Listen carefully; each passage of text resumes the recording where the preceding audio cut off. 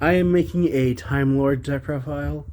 This honestly has been one of my favorite decks ever since they were released in Battles of Legend. I believe it was Light's Revenge when they actually became an archetype, besides having just Medion and Cephalon, just being random fairy support cards. But I also love these cards just because of the character that played them in Yu-Gi-Oh! 5Ds being Zone. Just because I love that duel once I realized it existed, because for the longest time I didn't realize that not all the episodes in Yu-Gi-Oh! Were released in English. But this is a 40 card deck that it's extra. At the moment, I don't have an extra deck for it, but its extra deck can just be a bunch of rank 10s or Ghost Reaper targets. I would say Super Poly targets, but the way this deck works, you don't want to use Super Poly at all. But starting off with the monsters, I play 3 copies of Time Maiden. Time Maiden has the effect if you control no monsters, you can special summon it from your hand. It is treated as 2 tributes for the tribute summon of a fairy monster. Or you can activate its effect to tribute it to then search for a 0 attack, 0 defense. I believe it has to be a fairy.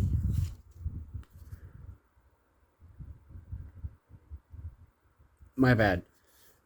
You contribute it to then add a 0 attack Time Lord from your deck to your hand. And then you can banish it from your graveyard to special summon a Time Lord with 0 attack from your deck, but you're not allowed to special summon for the rest of the turn. You're not allowed to special summon other than by that effect for that turn. So if you special summon Time Maiden with its own effect, and then tribute it to search for a Time Lord, and then use its effect in grave, or if you special summon from your hand, you cannot use its grave effect. That's what I'm getting at. Then I play 1 copy of Stadion the Time Lord, Lazion the Time Lord, and Halon the Time Lord. Stadion has the effect of if your life points are lower than 4,000, or all the Time Lords have effects that at the end of the battle phase, if they attack, they have triggering effects. Stadion has the effect of if your life points are lower than 4,000, you gain life points until they're 4,000. Or you don't gain life points, your life points become 4,000. Lazion has the effect of it shovels your opponent's graveyard back into their deck, as well as during their draw phase, if they draw a card, Lazion burns them 4,000. Lazion is one of the Time Lords I want to get more copies of, but no one seems to have. And then Halon the Time Lord, if your life points are lower than your opponent's, then Halon makes your opponent's life points match yours. So if you're at 2,000 and your opponent's still at 8,000, Halon will change your opponent's life points to match yours at 2,000. Then I play 1 copy of Camion the Time Lord. Camion, also all the Time Lords, with an exception to one of them, which will be the very last Time Lord, can be normal summoned, but while you control without tributing, while you control no monsters. But during the standby phase, or during your standby phase, they get shuffled into the deck. And then Camion the Time Lord has the effect of at the end of the battle phase, you can target 1 card your opponent controls, shuffle it back into the deck, and then burn them for, is it 500 or 800? For 500 points of damage. And then some of the main damagers are 2 copies of Raffion the Time Lord. Raffion has the effect that you can target 1 monster that it battled that turn to then burn your opponent for damage equal to that monster's attack points on the field.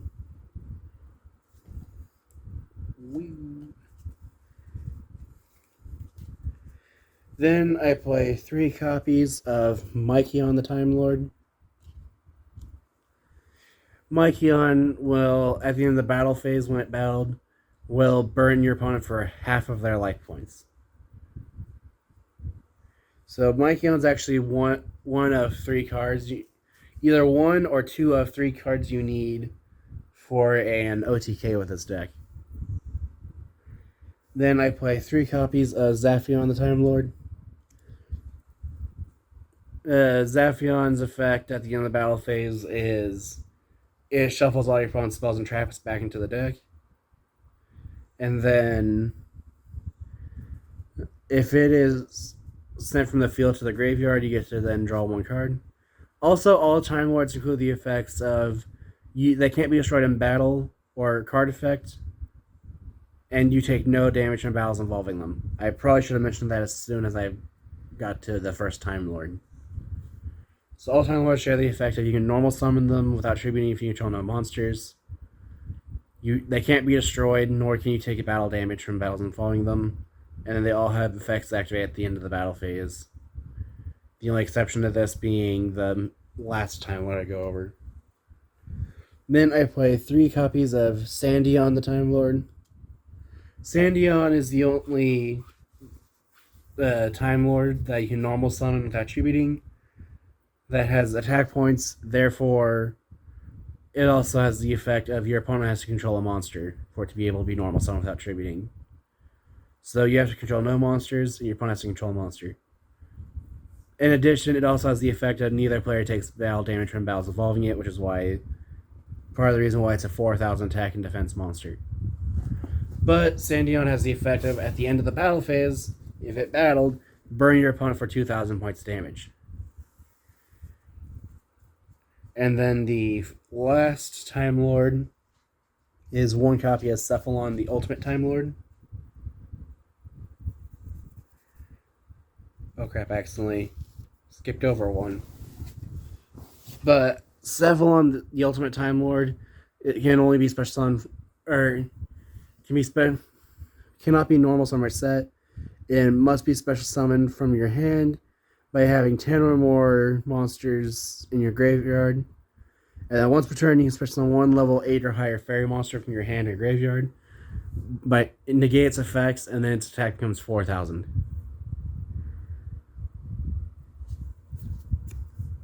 And then I play 1 copy of Gabriel the Time Lord. I really do not like this card. I would rather this be another Lazion or Halon. Or I wouldn't even mind a 3rd Raphion the Time Lord. But Gabriel I just don't like because at first I thought, oh, you draw cards. And then it's like, no, it makes your opponent draw cards. But its effect is, if you... At the end of the battle phase of the battle, shuffle as many cards your opponent controls as possible into the deck, and then they draw cards equal to the number shuffled into the main deck. So yeah, I can get rid of your opponent's board, but then if they had like 7 cards in play, then they get to draw 7 cards. That's why I do not like Gabriel the Time Lord. It would have been better if you drew the cards instead of your opponent. But then for my little thing that I love playing in this deck just for no apparent reason is 3 copies of Montage Dragon. Montage Dragon must be special summoned from your hand. It cannot be normal summon or set. And it cannot be special summoned except by sending 3 other monsters from your hand to the graveyard. And then its attack points become 300 times that level of the monster sent. So with this deck, you send 3 Time Lords, which are all level 10. So 30 times 3 is 9, or 30 times 300 is 9,000. So it's just comes a 9,000 beat stick for no reason. And I love it. Moving on to the spells, I play 3 copies of Celestial Transformation. This just lets you special summon a fairy monster from your hand, but then it gets destroyed during the standby phase, or during the end phase. Which is fine because Time Lords cannot be destroyed. But the 3 cards you need for the OTK in this deck are either 2 Mykion or a Mykion and a Sandion with Celestial Transformation. What you do is you normal summon Mykion, activate Celestial Transformation, summon the other monster, either a 2nd Mykion or a Sandion the Time Lord. You attack. At the end of the battle phase, you go chain 1 Mykion, or Sandion, chain 2 Mykion. So Mykion will change your opponent's life points to 4,000. Sandion changes it to 2,000. And because they're both level 10, you overlay for Super Dreadnought, Rail Cannon, Gustav Max, and then burn for the last 2,000. But I don't have an extra activist deck put together so far, so normally it would just be 15 rank 10 monsters. So 3 Gustav Max, 3 Super Dora, 3 Rail Cannon, Juggernaut, 3 Sky Palace Kangari Day, and then 3 Super Dimensional Robot Galaxy Destroyers. But the reason I would play 3 of 5 different cards is because I play 3 copies of Pot of Extravagance. Extravagance can only be activated at the start of your main phase, but you banish 3 or 6 cards from your extra deck at random, face down, and then you get to draw 1 card for every 3 cards banished. Which, if you're using this as a Ghost Reaper extra deck, then you probably don't care what gets banished anyway.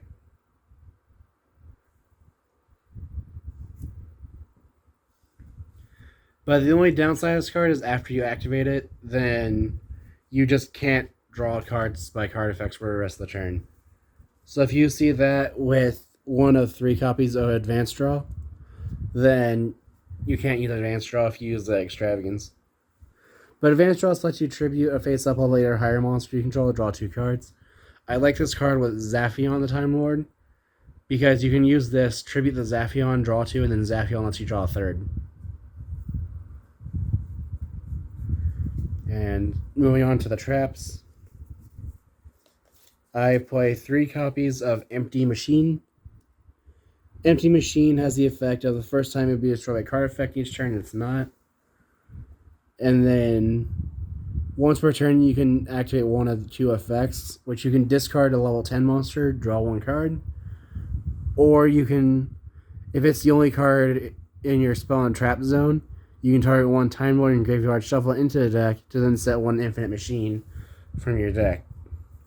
Which I play 1 copy of Infinite Machine. Infinite Machine has the effect of it can only be activated by sending a face-up Empty Machine to the graveyard or from your spell and trap zone. And then once per turn, it cannot be destroyed by card effects or by opponent's card effects.